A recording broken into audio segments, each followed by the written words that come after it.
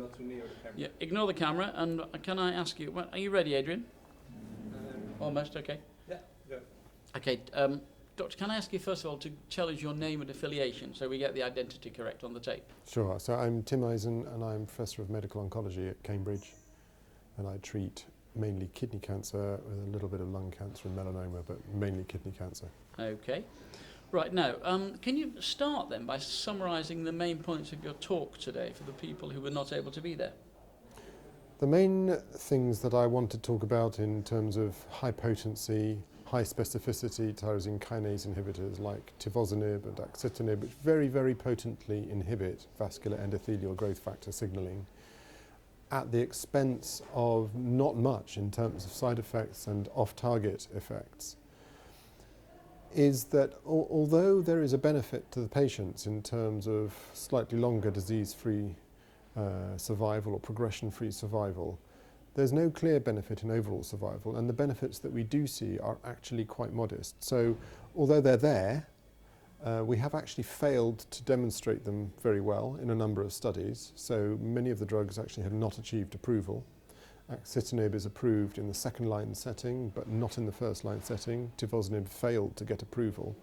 I think most investigators would feel actually they are more effective drugs, they are well tolerated, they are in some ways easier to use than the older variety of drugs, but the approval isn't there to use them, certainly in the first-line setting. Now, for people who don't know it, what is the magnitude of the extra potency? The drugs that we use are actually significantly more potent. So 2 logs, 100-fold more potent in terms of targeting VEGF receptor 2. So that is very significant. You're talking about nanomolar ranges of IC50s. And I think one would have to say that the chance of getting more potent drugs is very low indeed. So I don't think we need more tyrosine kinase inhibitors. We have the drugs we need. We now need to learn how to use them properly. Why then have they not shown a significant increase or a large increase in progression-free survival? Because I think actually we are hitting the target pretty hard with the drugs we already had. So drugs like sorafenib, which was first sunitinib and more recently pazopanib, are very good drugs in themselves. So the amount of remaining gain that we could make is actually quite limited. If you're talking about VEGF targeting per se, we've probably done that. Whether we could get more out of the patient, whether we could get more for the patient by using the drugs differently, I think that is an open question. Should we use our most potent agent first, or should we actually use either a lower dose of a potent agent and then escalate when necessary rather than just because we can? Or should we use a perhaps less potent agent like sorafenib before moving on to a more potent agent? And there is in fact a study looking at just that, looking at whether it would be better to use sunitinib than sorafenib, which would be probably what many people would do nowadays, or would it be better to use sorafenib and then sunitinib? That's called the switch study, and that should be reporting before too long. Equally, do we need to use our drugs continuously? There are all these shibboleths about how you should use anti-angiogenic drugs, and pretty well all of them are wrong. It was going to be terribly well tolerated. It isn't. It was going to be easy to combine with other drugs. It isn't. It was needing to be used continuously. That's an open question.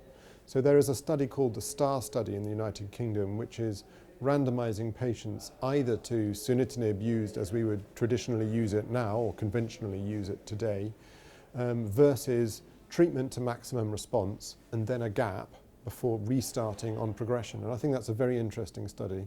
It could spare the patient a lot of toxicity. It could spare the health authorities a lot of cost. Is there a feeling that people are sort of shooting in the dark, though, that the TKIs have done a great job, and we're really, whatever we try now, we're getting very little benefit? No, I think that is too pessimistic, actually. I think there are some very big open questions.